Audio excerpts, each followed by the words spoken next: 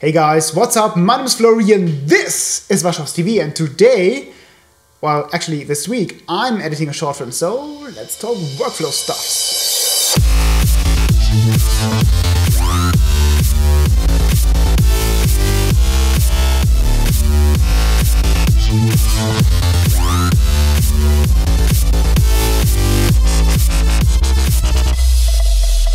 So, welcome to this week's episode of Waschhaus TV. I'm editing a short film this week, and I'm not going to talk about this because it's actually a kind of secret right now, but it's coming. It will be released in May 10th, and I'm going to talk about it in a later episode, and I will also post the video, the finished movie, on the Waschhaus TV channel.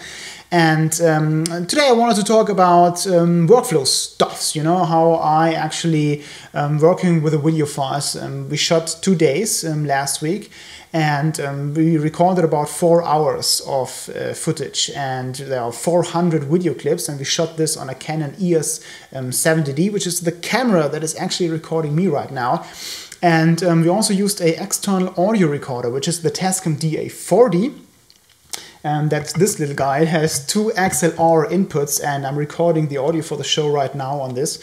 And yep, this is it's a great little recorder. It's not too expensive. The camera is also really great. I'm totally fan of both of those manufacturers, so Canon and Tascam. And the first problem is that you have to sync those files up. So as I told, we recorded 400 video clips, and also, of course, about the same amount of audio files. And you have to sync those up. So what we use in post-production is a software called PluralEyes. This is from Red Giant, which is really great software. You just take the folders that are on your hard drive, drag them in, and it recognizes them as a camera source or as the audio source. And then you just hit the sync button, and it takes some minutes. And then you have a complete synchronization of all your files that are available, and you can export this as a timeline for Final Cut or Avid or Premiere Pro. And so we did this, and we exported this as a Final Cut Pro timeline, and all files are synced up. So this is a really great solution. My editing software of choice is clearly Final Cut Pro 10. When it came out 2 years ago, I think everybody hated it. I also did, because it sucked the hell out of anything. And in the meanwhile, it really is a great editing software. I love the concept of the magnetic timeline from the first version that came out. I really loved that.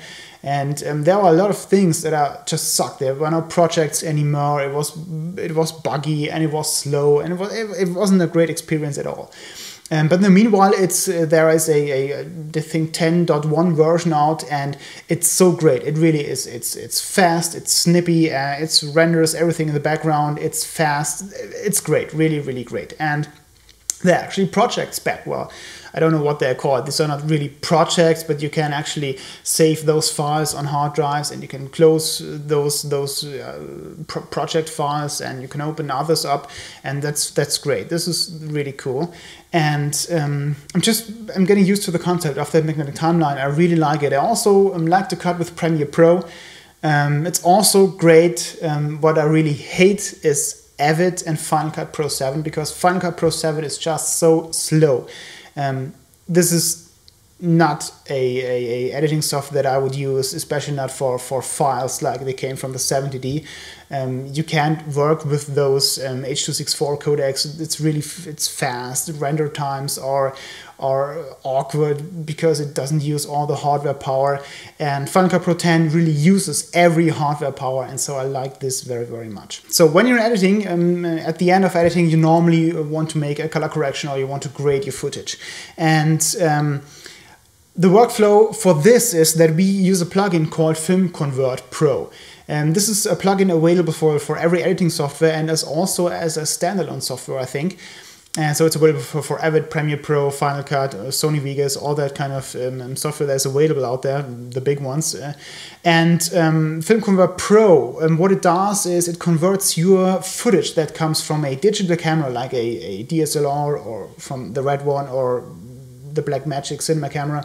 It converts the video files, the look of the video files, like they would look when they were shot on certain films. So there are specific Kodak films in there, specific Fuji films in there. There's even a Polaroid version that you can choose. It works kind of like Instagram. You just apply that filter to your footage, and you can also control the amount of grain, the amount of contrast, and all the kind of stuff, the temperature.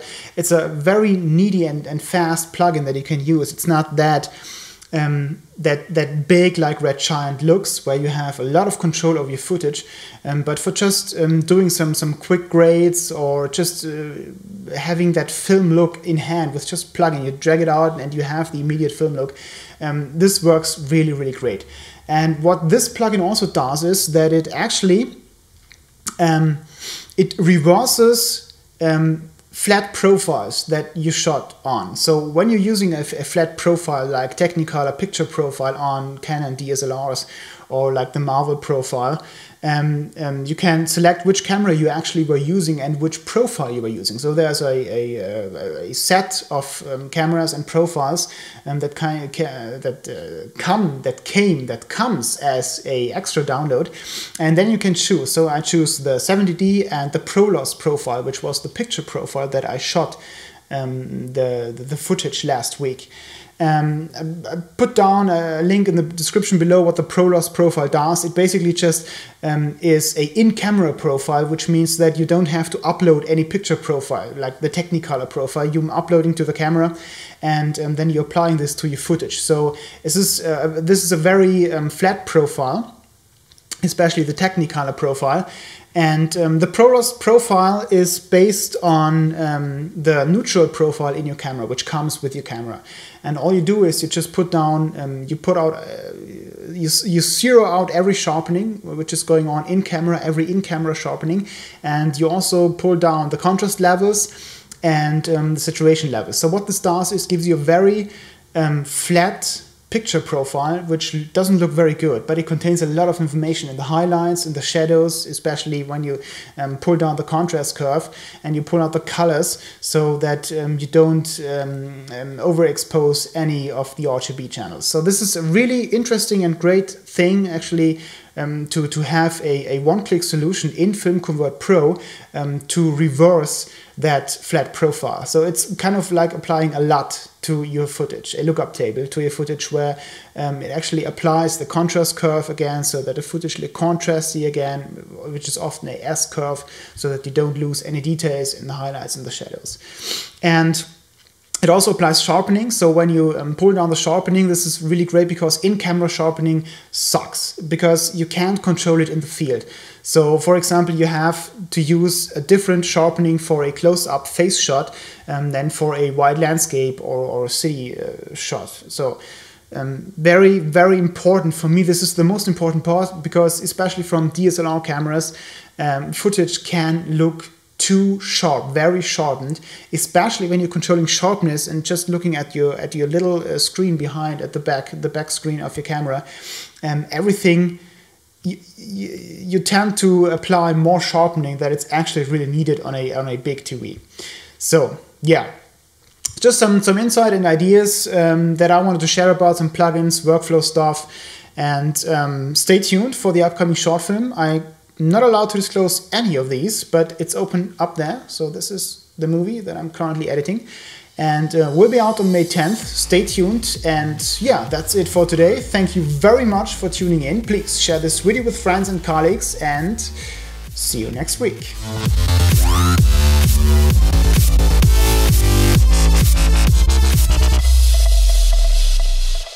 Audio is running and the video is running. Okay, so this is just a very quick test that I want to see whether the thing looks great or not. So let's give it a try. Yeah!